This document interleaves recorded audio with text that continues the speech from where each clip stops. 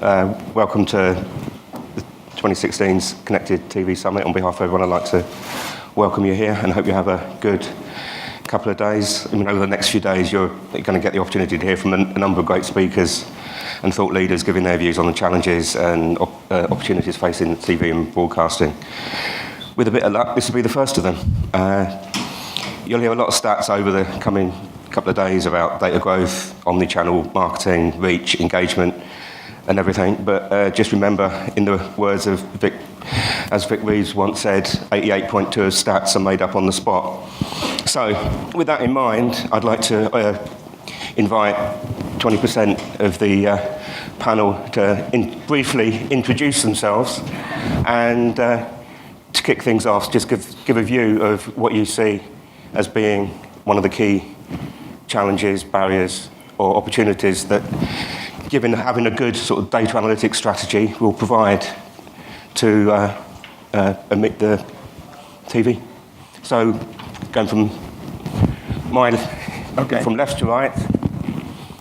So my name is Arjan Kostra. I'm with KPN, and we use data analytics already for quite a number of years.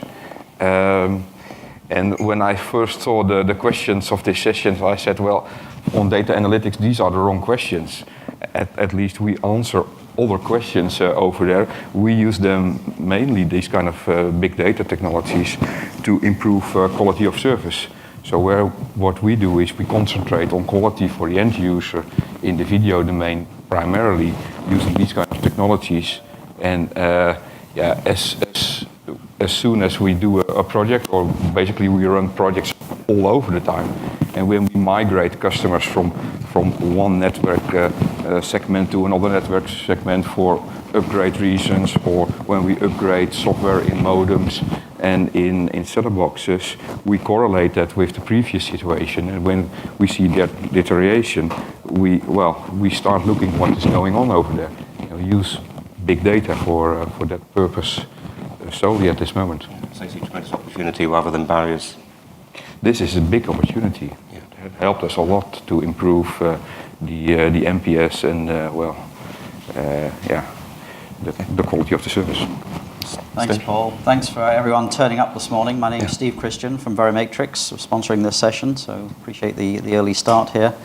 So Verimatrix is best known for security solutions in the TV space, but we're really embarking on a new journey here with some new product technology in the analytics world. And at some point today or tomorrow, we'll explain exactly how those two things juxtapose and relate to each other. The opportunity we see really here is to equip next generation video operators, the ones who will be the survivors of the current turmoil, with the tools that they need to actually run their networks from a revenue management point of view, that's the security dimension, and also from a subscriber intelligence point of view. So yes, quality of service and things like that, but going beyond that to understanding more about the customer and the optimization of the service itself in terms of content, in terms of recommendations, in terms of presentation, in terms of interactivity. And of course, in order to do that, you need to be able to measure what's actually happening and analyze the results. So those are some of the tools that we're putting in place for the next generation video operator. So that's the framework, competitiveness of the next generation video operator. Thanks, Steve. Thomas? Yes, my name is Thomas. I'm with Stofa, who is a cable operator in Denmark. We've been using, as Arjan also mentioned, we've been using operational data for many years and try to improve the quality of service, improve the services, and try to foresee issues before they actually happen to the customers. We still lack a lot in the commercial usage of data. We try to use data on a recommendation engines and try to promote stuff that we want to promote. But one of the things that we see as a big opportunity is actually being able to show more individual content to the consumers and be very focused on providing not the one-size-fits-all solution, but be very specific on what is needed. And in addition to that, we also see a big potential in actually trying to segmenting customers into various groups based on their viewing preferences, and then be able to promote more content and give that information to the broadcasters and help with content negotiations. So Charles Dawes from Rovi. Rovi, we talk about two sides of the kind of the entertainment continuum. So entertainment discovered and audiences uncovered. So entertainment discovered is all about how do we help customers, the end consumer, the customer of our customers, to actually find the content that they really love through the use of global TV, video, sports, music metadata, the award-winning Fan TV platform services, so search recommendation, how do you use data and analytics to actually help people to discover entertainment. And then on the audiences uncovered side, how do we use some of those same pieces of information to help the content creators, the content producers, distributors actually find the audiences for their content. And so it wraps up into this nice circular picture. I think on the kind of the challenges, one of the things that I see is actually getting a level playing field for data, actually having the right information available and knowing how to process that in the right way. You've got people who are very much closer to being all IP, OTT players who've got an awful lot of data. How do they make best use of that? But at the same time, you've still got some of the legacy players who've still got legacy kit out there that really doesn't provide the same level of information for people. So helping people to get over those kind of challenges is really important. Thanks, Charles. Paul? Hi, my name is Paul Haddad. I run the Advanced Data Analytics Group, which includes programmatic within Cablevision Media Sales. Cablevision has been very serious about using set-top box, aggregated de-identified set-top box data for the past 8 years, but only in the last 3 years we really kicked it up in the high gear. So today we literally collect 100% of all our set-top boxes across all our households. And we've used it at a corporate level. We use it for all the content negotiations, and every single decision we make there goes through a rigorous analytics process. We use it for operations management, for customer care, for customer management. But at the Cablevision Media Sales is where we mastered the art and science of monetizing the data. So we use it to create a very lucrative advanced advertising business where we create audiences regardless of how our clients want to reach them. For example, if you're Chrysler or you're Ford or you're Porsche and you want to reach households that make specific income with specific education level, we create those audiences using data and analytics.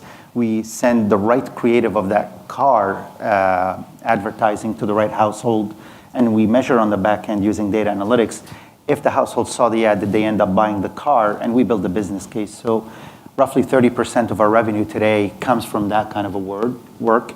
And on top of it, we had a collateral benefit of that, which is we created a data analytics business with programmers, agencies, and advertisers, where even if they're not buying advertising from us, they come and they say, can you use analytics and the power of your census level data to help us program or market or figure out where the problems are with their own campaigns? So we see a huge future for that in the television world, in the cable world, using census level data that way. And we'd love to see it scale across different providers so we can get the clients asking for more of that. Thanks, Paul. And I'm Paul Collins. I'm head of the CME practice at a consultancy called IM Group. We work extensively with media companies, people like Sky, where we sort of help build the AdSmart solution, and ITV, EMI, BBC. So we've got quite all that we do is data. So we're a data consultancy. Not that that's relevant at all to this discussion. There's a number of seeded questions that we've been primed to discuss and talk about, but I've also been asked to say, well, make it interactive, so take questions from the floor. So please feel free to chip in, and if you want to offer your view on any of the discussion points here, because we've got quite a broad range of experiences and skills up here, so I suggest everyone makes the most of it. But to kick things off, I think we'll start with one of the seeded questions and then see where we go from there. So should we do a bit of a lucky dip, or right? Charles, one of the questions was to discuss how can data analytics encourage consumers to watch more, spend more, and churn less? Yeah, I mean, I think that really is the holy grail, isn't it? Getting people to spend more and more time in entertainment when they've got more and more different options around. I wanted to just, when I was looking at this, to just take a step back slightly and actually look at some research that we did last year. We looked across 7 countries, 4,000 respondents across US, UK, France, Germany, Japan, China, and India, looking at how people used entertainment. And one of the things, some of the things that came out of that was, for instance, almost a third of people consistently say they can't find anything to watch, which is quite criminal in a world where they've got more and more to watch. So maybe the first challenge is actually, rather than getting the people who are watching to watch more, is actually to get people to actually be able to watch something. So what we can do is actually, there's various different things we can do, and clearly one of the things we can do to try and help people find that content is search and recommendation systems. And so having a really good recommendation system that can actually provide the results that people expect is really important. And if you look at, of course, we've got kind of what I'd say kind of first generation of recommendation systems is out there. But when we talk to people about why they don't use them, we find that actually a lot of it's down to they find that the content isn't relevant to them. Again, about a quarter of people are saying it's not relevant to them, or it's and about another quarter about too similar to what they already watch. It's not giving them the kind of serendipity that they used to have in TV discovery. And then the other, coming into the kind of how do you get them to spend more, probably about 14% say, actually, I find it narrows me down too much into on-demand, which is kind of symptomatic. And a lot of that goes down to what I was saying was actually having the right data available and having an expansive set of data available that allows you to be able to make the right decisions, have the right insights, to be able to provide what the customer actually wants, rather than just trying to narrow them down this funnel. If you think about a kind of first generation system, a lot of it's based around, actually it's only based around the interactions you have on that platform. So you've got, for instance, some purchase data, you've probably got some data about what channels they watch, but what you're lacking is actually context from outside of the household. So having more of a kind of knowledge graph-based system, which takes into account what's going on in the world, looks at what's trending, looks at important things like the context, the time of day, the people involved. Are you starting to have multiple profiles? Are you starting to have to pull those profiles together? If you look at how a person watches TV, generally in a multi-person household, they've got 3 kind of distinct personas. There's content they watch by themselves, there's content that they'll watch with a significant other, and there's content that they'll watch as a group, and they're quite different pieces of So content. a poor recommendations engine could in fact have an adverse Actually, effect. it's going to it could well have an adverse effect of actually not driving people into being able to consume more entertainment, because they're saying, well, actually, you're not giving me any more. You're not giving me the value that I want. I've watched House of Cards, I've watched Narco, I've watched Better Call Saul. There's nothing else left to watch. Yeah.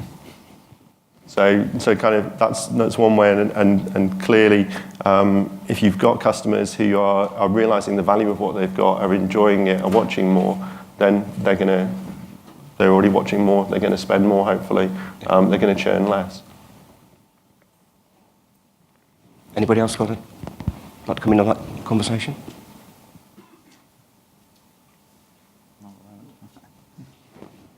No?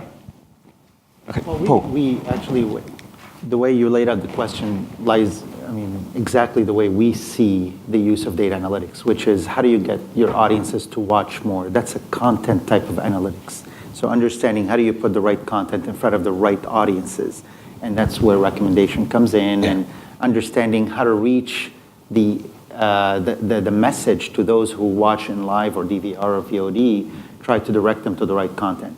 Spend more is a question of optimizing the advertising and the creative to the right audiences. So how do you use data analytics with advertisers to tell them, here's your audiences, here's when to reach them. If they're heavy viewers, don't reach them too much because you're going to nauseate them with the creative. if they're light viewers, understand when to reach them and how often to reach them. Then, and how to, basically the third question was an operation type. Well, how do you get them to churn less? Is by using data analytics to understand if you got a lot of calls to the call center from certain households, there's a lot of error codes that are showing up in certain zones. How do you use that analytics to proactively make sure that these audiences are taken care of? So it's really the best use of data analytics is to drive these three answers to the question you just asked. Yeah. So there's two angles to it, isn't there? There's the content, there's nothing on, I'm going to turn off or go elsewhere. And there's the quality of service angle, I'm fed up of having the little screen going on, therefore I'm gonna give up. So But there's also, I think, another dimension takes it even higher, right? Which is understanding how people are navigating things like the user interface, right? So how are they actually searching for things? How are they actually, leading themselves to a particular selection? Is it through recommendation, through social media, or do they suddenly land on a title because maybe someone sent them an email recommending hey, watch this or something like that? Social media effect, water cooler effect. So I think increasingly we're going to be looking at all these different kind of dimensions of the consumer's experience that includes not only the content but the way the whole service is presented, and that probably is as revealing as anything else to the designers of the interface think one thing, but actually consumers use it in a different way, and that's going to be terribly informative, I think. Yeah, I think that leads back on what we find is certainly we used to have this kind of one size fits all model. Everybody would see exactly the same thing. Everybody would see exactly the same channel lineup. Granted, some markets have got some regulation around what order channels have to be in. But why not be able to present people with the channels that are most relevant to them at the right time, make the user interface actually different for each individual user as we head towards the kind of the goal of complete personalization. I mean, when you sit down to watch TV, you're at kind of probably at one or other end of a spectrum of what you want to watch. So our goal is actually to use the systems and the data to help you find it as quickly as possible. Right. You don't want to be scrolling through endless lists trying to find something. At the other end, you just sit down and you're like, just show me something that's good, or show me something that's going to make me laugh. And there's various different ways of doing that. when you say sit down and watch TV, do you mean in the living room watching the TV, or do you mean in the bedroom watching your laptop? That's the thing, and it's a lot's about the context as to where you are. Obviously, there's a lot of people still invest a lot of money to put something beautiful on the wall of their living room, and they'll sit in front of it. But equally now, you can watch video content wherever you are, doing whatever you want to do, whether it's on an aeroplane, whether it's at your beach house, whether it's in your living room, in your bedroom. And all those preferences need to follow you around a little bit, right? Yeah. I think a good recommendation engine will actually give you the impression that you have so much more content than you actually have. And in addition to that, you will also have the possibility of providing, of course, the content that people know they want to watch, but giving them some input on what they didn't know they wanted to watch. That's the trick, because then you give them something they didn't expect. And how would you do, I would team up with somebody like these guys. Good answer. Okay. We have a question. Charles mentioned the audience types. My name's Peter Chase from a company called Datalytics. You mentioned about audience types, single people, couples, and groups. Surely the recommendations are, it's fundamental that you understand at the time which type of audience is watching. Is there any research or experimentation going on in actually trying to detect who's actually sitting in front of the television? Yeah, I mean, like you say, it's really crucial that you understand the context of where you are. So there's some things you've seen around using the device type to try and gain some of that context. So, for instance, in an environment where it's a living room, maybe you'll be more conservative around the type of recommendations or the group of recommendations. Whereas actually, if you're on a personal device, you'll be a lot more targeted. And interestingly, you see some of the devices, like for instance, a phone clearly is a personal device. Actually, if you start to go into other devices, like for instance, potentially like the iPad Touch, and as you go into tablets, actually it becomes more and more shared device. So you've got to understand a lot more about is that a particular user using it at one time? Is there any login available? As we move forwards, and we start to see some other kind of technologies coming in, one of the big things that we do at the moment that's kind of next generation on is around conversational interfaces and using voice as an input and actually being able to express in a much more natural way what you want to watch. So clearly, if you want to watch you sit down and say, I want to watch something funny, just to be able to say, I want to watch something funny, it's the easiest way of doing it, rather than having to think, oh, I need to go and look for comedy and et cetera, et cetera.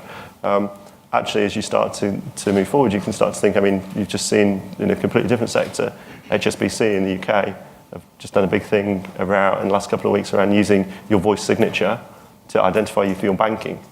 If your voice signatures are good enough to identify you for your banking, it's certainly good enough to identify you for your entertainment system. So being able to use those kind of techniques to actually identify who's there is really key. So if you hear multiple voices, then you know. Well, then you can say, actually, there's this mesh that's.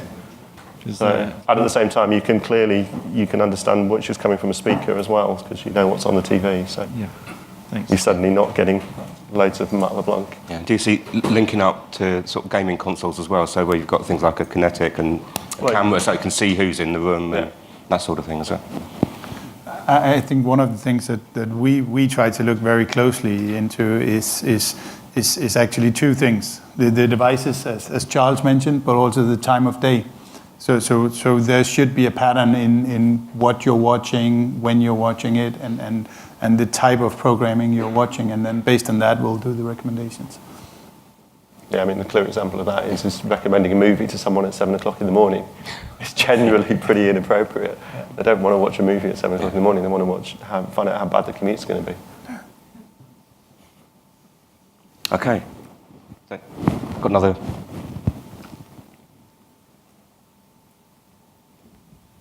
Thank you. Dave Alpert, Fairmile West. Question.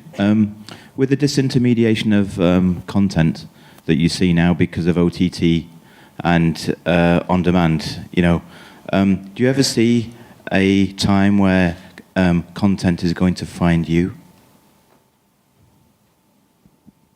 Start with Charles. Picking on Charles today. Yeah. Probably yes. I mean, actually, if you start to look at what we've been doing around we're just talking about the audiences uncovered side, actually helping content providers to find where the viewers are. If you look at some of the stuff, and some of we've been doing in the North American market more around using on linear channels data to be able to provide a view of within where to place your promotion for your program. Actually, do you just place it within the promotional slot that hits the main demographic for that program on the major channels? That's what people have done. But actually, your core viewership may well be somewhere else watching a different program at that time. Being able to help them to find that, so really the content is starting to come and seek you. I mean, we are moving from this kind of world of where things are scheduled for you into you doing the scheduling. Essentially, it's moving from command to demand, and there's no reason why the content won't follow I think you. the question presupposes that, and probably correctly, that we're going to be in a whole new world shortly of very inventive ways of actually presenting services to people, right? And so content finding you. That's what I'm getting at, actually. Yeah. It's that exact same thing where, do you think there might be like an overarching app, an app of apps, if you like, that can aggregate and search and find? I mean, that's also going to be contingent on an API from everybody that's in the Well, chain. I tend to think that that was the role that cable companies or pay TV companies actually tried to adopt, right? Maybe they didn't do a particularly comprehensive job there. I can speak for one of them. Yes, exactly. Yeah. And that's for sure that we aim to do, be an aggregator of aggregator, and if customers are looking for something that it doesn't matter to them if it's either in Netflix or is in our VOD store or can be found on YouTube. Yes, but in the future, I think it's fair to say, with the skinny bundles concept, where consumers are just going to keep their internet subscription, they're going to have multiple sources.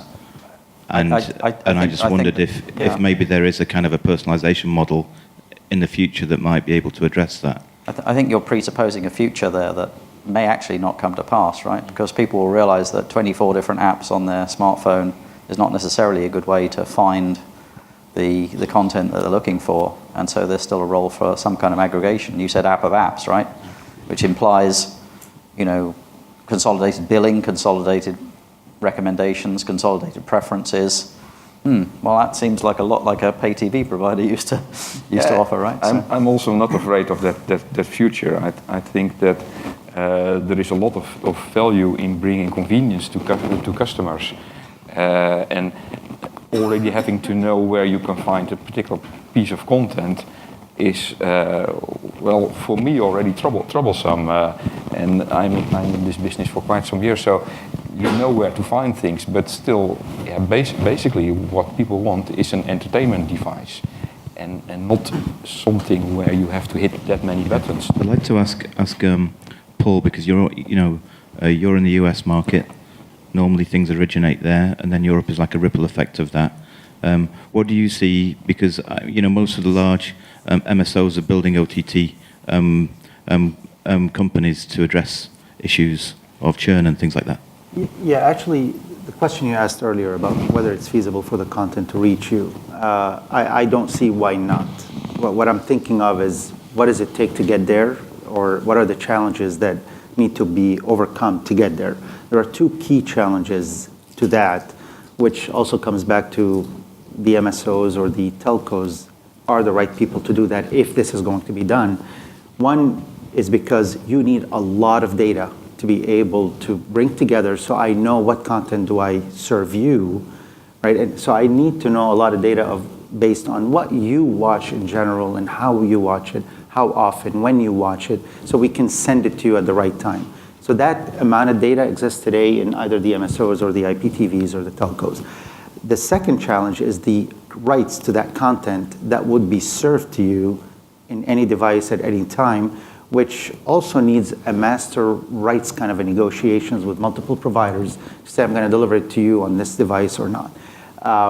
Is it feasible? Yes, but I think it's an uphill battle to get these two things aligned between the rights and the data to be able to reach you. We in the US, we probably tend to push the limits a bit more because maybe the laws are different over there, or they give us more slack than other places. And then we get railed in at the end of the day. But even if we want to do it, it's an expensive value proposition to be implemented, I see, in the next few years. I think, to be fair to your question, there is a real challenge that there will be another one than the operators being the aggregator of content. Because with the new world, the data will be crucial in order to do that. And who says that the cable MSO are the best way to collect the data? If in a pure IP environment, there might be another one being just as good. So we need to invest heavily in collecting data and using data and providing the information to the consumers, because otherwise they'll seek elsewhere. And once you put in your email address, put in your credit card, there's really no bothering on logging into Netflix. And if a good content aggregator is able to deep link into the Netflix catalog, then why bother having another solution? So there is a real challenge, the way I see it.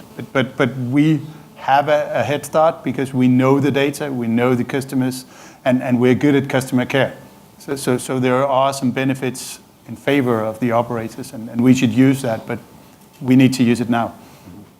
And I think that, I mean, we're already starting to see what that kind of super aggregator role, and Wired this month did a feature on, actually in the app world, what are the best apps to help you navigate the sea of apps, the best super aggregator apps. Surprise, surprise, we were one of the 2 that were chosen. There's our Fun TV platform, Fun TV app, and then Yahoo's video guide were drawn out of the list as the kind of the 2 that you really should have on your home screen. But we're starting to see that need to have that, because people don't want to be going, well, like Owen says, they don't really care where it comes from, and they don't want to know, do I have to go into Netflix, do I have to go into some other app? I just want that content. And heavens above, you see that ground to Google, right? Google, Yeah. so. How do we balance the need for sort of personalisation and recommendation with all the data privacy and what do you use my data for? You know, how do we get around that conundrum of everyone wants that personal service, but then if they understand what data you're keeping on them, all hell breaks loose. How do we get over that? This is a matter of consumer confidence about the data that is collected, right? That it is properly treated, that the policy that you signed up for is actually obeyed, that local regulations and things like that are accommodated or addressed, and that the data is used in a positive way for enhancement of your overall experience. So, there's a lot of creepiness that people are afraid of about certain kinds of data collection, and a lot of it's driven by breaches, actual hacks of some kind, or by misuse of data, or, the fact that this advert that for something I bought 2 weeks ago keeps on reappearing. That's kind of an irritating sort of aspect of data collection these days. But, properly handled, I think that you can assure consumers that data is being used really for their benefit, not for the benefit of other people. So I think that's you got to keep that sort of positive message. And I think that's one of the benefits that we have as an operator, because the consumers actually see the benefits that they get of the operational environment that we collect the data, and they see that we are proactive in trying to prevent issues.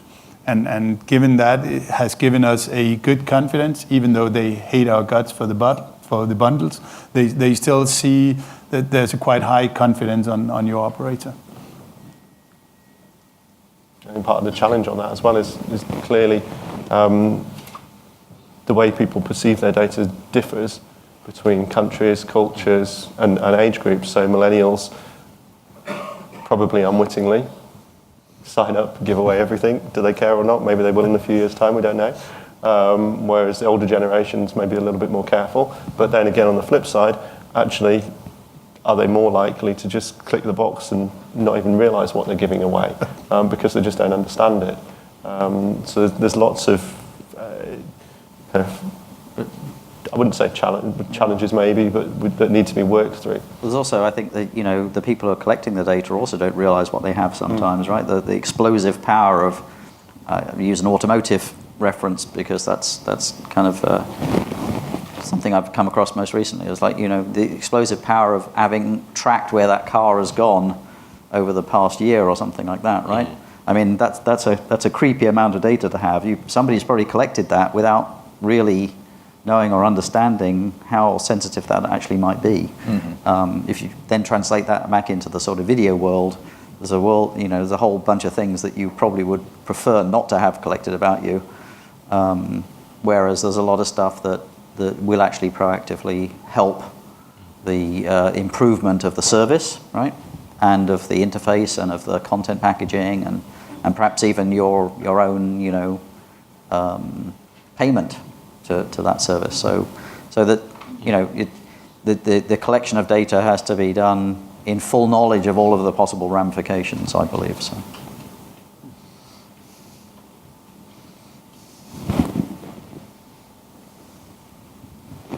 Hello, Ian Knock of MR West. Charles mentioned earlier the reluctance of anyone other than millennials to have their data sold on, used, etc. would the panel sort of comment on how they would see selling this sort of data collection to everyone else other than millennials, and how it could improve their viewing experience? You mean persuading? And persuading, yeah. Selling, Or same thing. You're talking to a marketing guy here. So, yeah, sorry. As I said, go back to the notion that some of the data can be directly understood to have a positive feedback experience for you, and other stuff is just being collected for purposes that the consumer doesn't understand or would prefer not to be engaged in. So the approach needs to be sort of disarming, I think, the consumer about the type of things that are being collected and the reason they're being collected and what will happen to them thereafter. And that's a lot about, as I say, policy and regulatory sort of adherence, but also just being, sensible about what you keep and what you throw on the floor, right? What you can identify personally and what gets totally anonymized and things like that, right? There's a lot of that kind of different shades of data collection and processing of it and normalization of it thereafter that actually is very, very important to the world where we need to, we do need to collect that data, but you mustn't erect barriers to collecting it by engaging in misuse or crossing unacceptable lines and so on, right? We built a whole business monetizing the data that we collect. We collect 100% census level, roughly 2.65 million households that represent 7.3 million set-top boxes, second by second.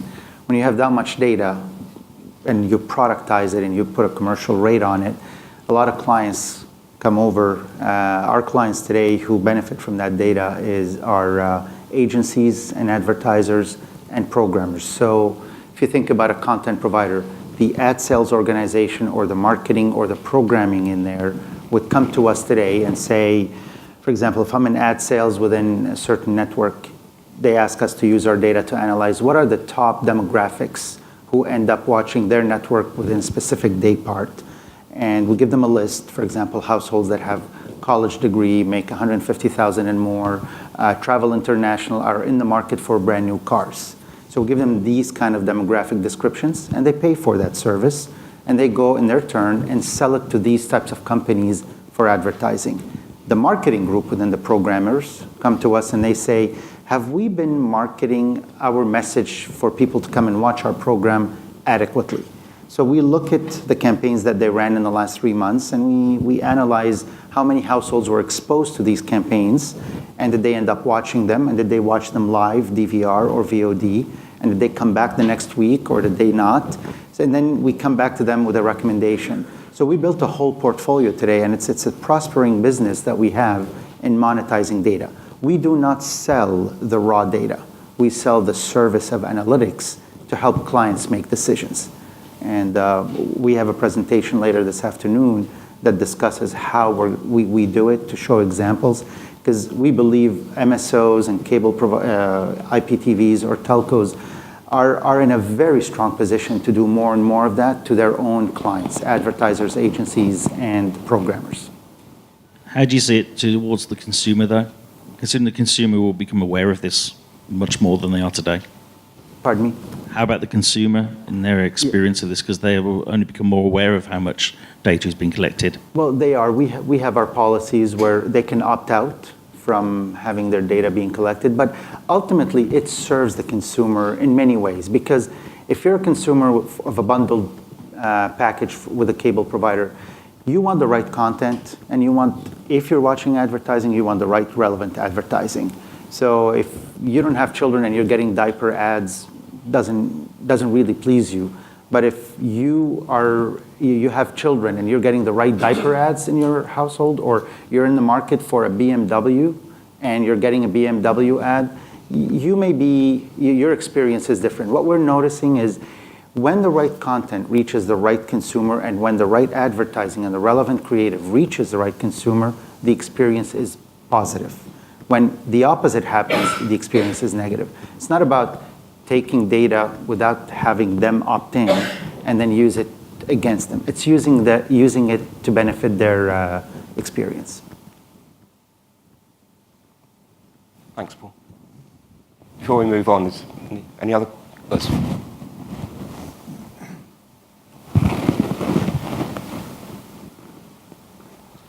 Hi, Greg Valakit from Massive.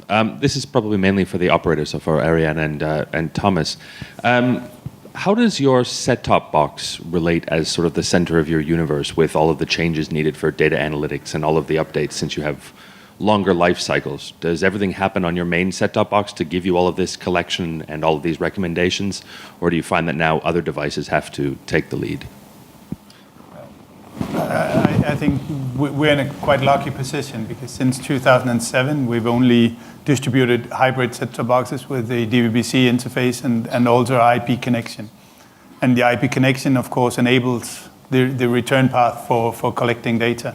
And we've been collecting data for the entire time, and we only have set-top boxes being distributed with a return path. So we have the possibility of collecting that. As you mentioned, we try to collect everything, and we've been very good at using it operational-wise, but we want to use it more commercially. And given the multi-screen environments, it's a pure IP environment, so you collect the data specifically on the devices.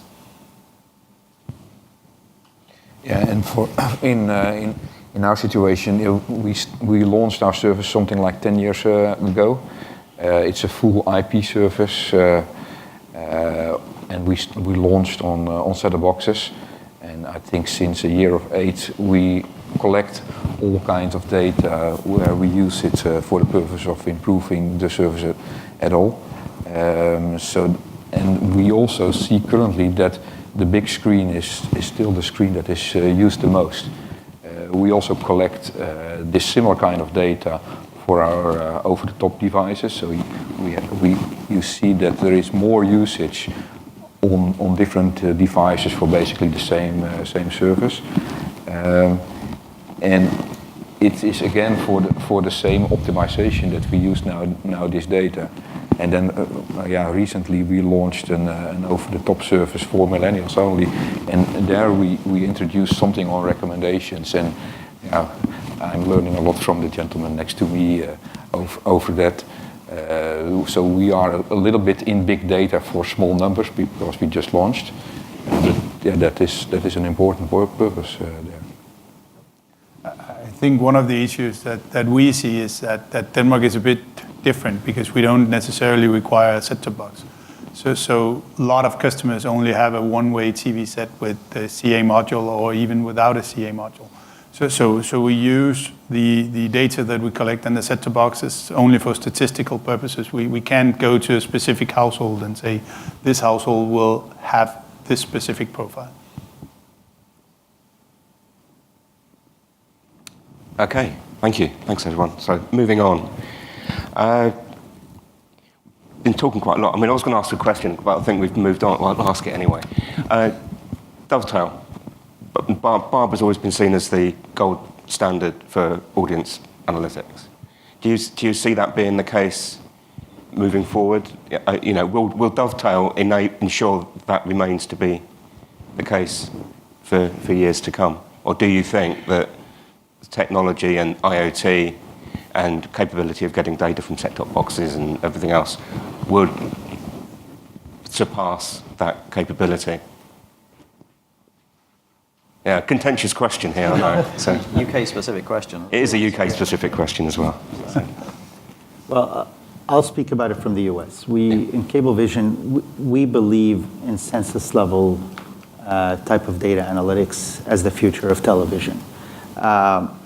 We don't believe a system that was devised in 1947 by Mr. Elder and Mr. Woodruff and adopted to television in 1950 is the right way to continue to enable television-based programming and advertising for the programmers to be the most adequate way when the competition coming in apply nothing but census level, collecting every single view, not necessarily privacy defying kind of, but privacy compliant kind of data to make the right recommendations, to make the right decisions, to put the right content in front of the right person, to bring the right advertising to the right person.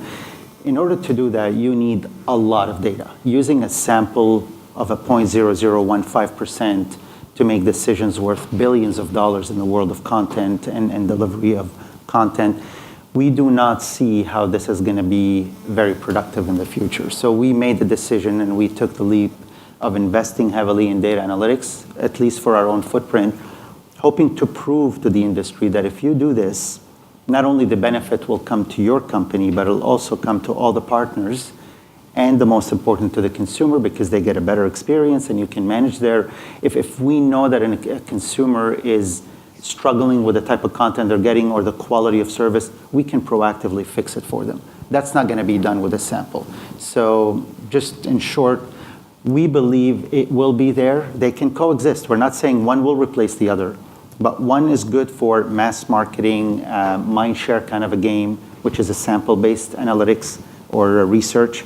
The other one is really to drive business decisions, better experience for a consumer, and enable the television providers to be able to compete against the new entrants who use that. So there's room for both. There's room for both. Absolutely. Yes. It's a richer world, right? That's what Paul's saying. It's not just viewership data and things like that. There's a whole wealth of different uses of data that can be collected by appropriate instrumentation, right? Yeah. And so as as people understand what can be collected and the uses of that, then you go way beyond the original intent of audience measurement and audience statistics, basically, right? To drive improvements in service and to drive improvements in competitive offering, which is really what I think it's all about. So if a media company was just about to embark on a data analytics strategy, where should they invest first? What should they look at tackling first? So one of the things that we've encountered, and I think it's probably everyone will recognize this, is the fact that there's different uses for data in different departments around the organizations, right? In video delivery organizations. So there's a different window into the service from let's say content acquisition to advertising, sales, to operations, and so on and so forth. So you need to not think about department by department kind of solutions for analytics, but some kind of backbone of collection, data collection that can then be viewed through different lenses, potentially through different tools, and try and set up an architecture where you have all the data you need, and then as you need different views and as your questions evolve, you can actually apply different tools to try and answer those kinds of questions. So it's really tackling it as a holistic problem, not tackling on a question-by-question basis. So you're saying there's a lot of talk at the moment, the data lakes, for example, but if a bad data lake not used correctly could very quickly turn into a data swamp where black hole data goes in, never to be seen again. So how do you strike the balance between let's get all the data and then worry about what to do with it? Is that what you're saying, Steve? Or no, I'm saying that you've got maybe there is a data lake problem as you build a comprehensive collection capability, but what you find is that each different window into the data that's being collected will be useful to a different part of your organization, right? If you're interested in CDN purchasing and things like that, you need to know statistics about how CDNs are used and abused to actually deliver your content. But if you're interested in advertising sales or something like that, then you need to know a lot more about the demographics of your users and what ad purchases are available, what slots are available, and so on and so forth. So huge amount of data just viewed with different lenses, different kind of analysis tools to actually provide answers to individual questions. And so that's really I think the future is having a very good backbone and then looking at it to answer very specific questions that add value to the business. Yeah, in our experience, when the need comes up for a big data discussion within a company, whether it's a data lake or a data sea, first thing that comes out of that discussion is how much will it cost me? And when you put a dollar cost to it or a euro cost to it, the next question comes right after it. Well, how do I make money? right? And when you invest $1, you're going to either generate $2 in revenue, or you're going to cut $2 in costs, or you're going to create efficiency worth $2, or a consumer experience worth $2. You're not going to spend $1 to just make $1. They're not going to allow that business case to go forward. And I promise you, you'll notice this very quickly when you put the business case in front of your CFO. It's much easier in our experience. Again, it could change based on different companies. In our experience, it's much easier to justify the investment of $1 or €1 in a data lake if you can justify the generation of revenue or new revenue or increasing your revenue by $2. Then using that, the benefit should either help other departments, like Steve was mentioning, to reduce their costs, or other departments to increase their efficiencies. But if you start with the other two, which is, hey, I'm going to spend $1 to increase efficiencies or reduce costs, it's going to be hard to justify. You'll start the investment, and within 3 to 6 months, you're going to get a knock at the door from the CFO saying, I'm going to cut that cost. So that the first question you want to answer has a good ROI behind it, really. Exactly. And then you use that infrastructure Absolutely. to solve other problems. It should be a revenue-driving business case so you can have an investment, and then everything else becomes a byproduct of it. And for that one, I don't agree with you. It can also be a cost reduction business case. And if you look to how we did it, we solely viewed it from getting quality better at our customers, having less churns, less complaints about quality. And maybe you are working for a company that is more mature in that phase, where when you need this additional kind of tooling, and when you already have that visibility that when we started this activity we didn't have, you can take this next step. Oh, I absolutely agree with you. If you can quantify the cost reductions, that by itself proves the business case. You invest $1, you get $2, or whatever that number, but absolutely, yeah. But it has to be correlated to a tangible, quantifiable benefit, because it's an expensive investment. It's not easy. Absolutely. It's hardware, it's software, it's people, it's space, it's power. So. Okay. So we've got about just under 10 minutes left. Are there other questions from the floor? I'd rather use that last 10 minutes to discuss questions and issues that are important to you rather than the ones I've got scripted here. So. Good morning, Good morning, everyone. Martin Prince from TNO. I have a question regarding the discussion whether we are currently still looking at sample size for viewer statistics, moving towards census data. Does that mean that in the future you have many census data providers because every operator can offer this as a service? Mm-hmm. And what will this mean for the industry? I'll answer this. Again, from our view, I can't speak for other companies. Every company has to assess their own need for it.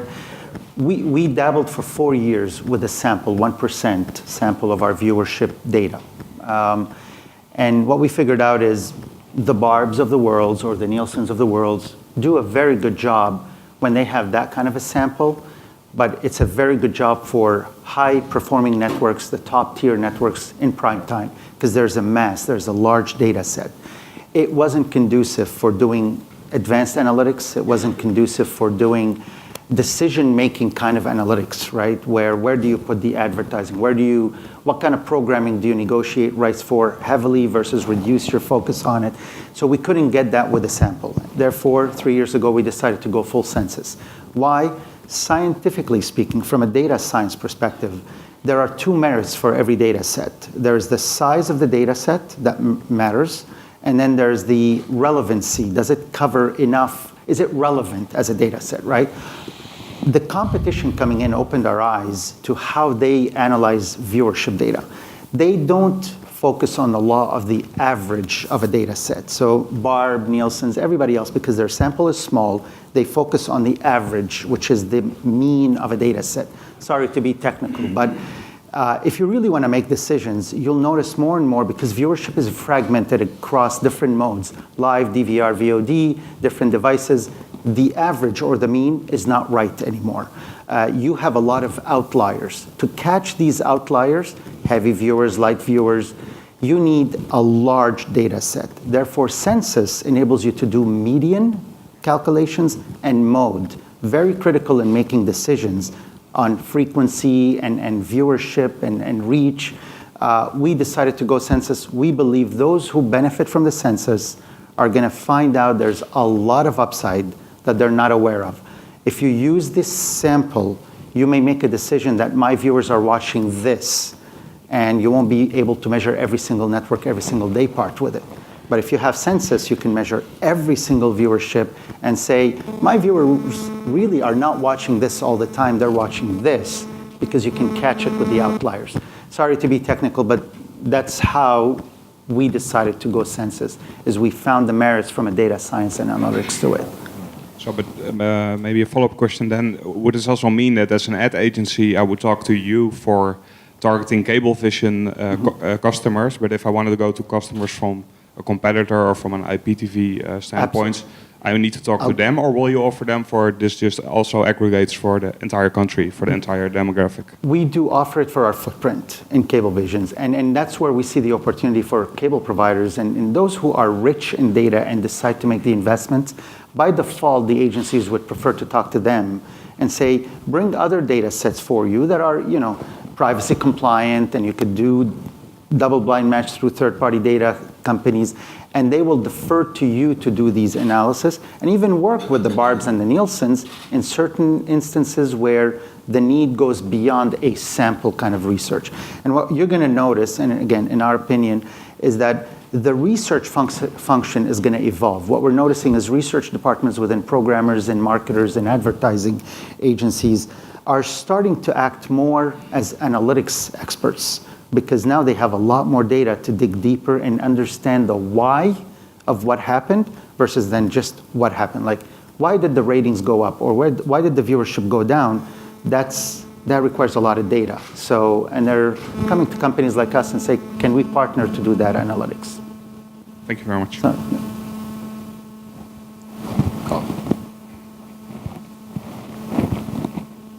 Hi, Tom Monroe from Verimatrix.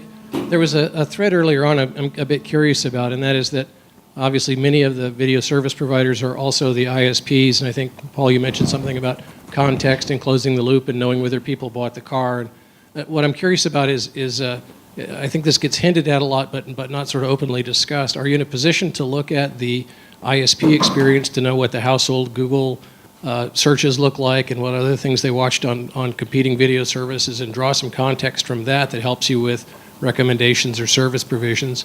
And if we, as a community, think that's a bridge too far, or that's the third rail, or that's offensive, then why wouldn't the same constraints apply to, say, a Google or an Amazon, who clearly don't view those as boundaries? Well, we are currently focused on the set-top box viewership data, to be honest, and because we mastered the way to work within the context of the privacy compliancy. We have KPMG that audited our systems, and we're very comfortable in that world at this point. We haven't ventured beyond that. Will the industry go there? I think the rules, the privacy rules, and the regulations will dictate whether it's going to be feasible or not. But you said you knew whether I bought a BMW from the ad you showed me. You must know something. Well, what we do is we work with Experian and Axiom to do we would do a subscriber match, which is, again, privacy compliant with third-party data. And we map the demographics of specific households based on 1,500 different attributes. And those attributes includes, are they in the market for a new car, or is their lease coming up? Do they travel international? That's how we figure out the household's demographics. But again, it's privacy compliant. We're not tapping into any IP data. We're not tapping into us as service providers. We do not tap into any kind of privacy-defined data. It's the third parties like Experian and Axiom that do that. From an IP perspective, we don't. Not your expertise, but would you guess that Google applies the same constraints to themselves? I can't speak, to be honest, for Google. Right. On that note, I think the hour's gone. Thank you all very much for your candid observations. The guys are around all day, so I think that there was other hands up, so if there are other questions, then please feel free to ask us throughout the day. But thank you all for getting here bright and early. I'm now off to get a bacon sandwich, so thank you. Cheers.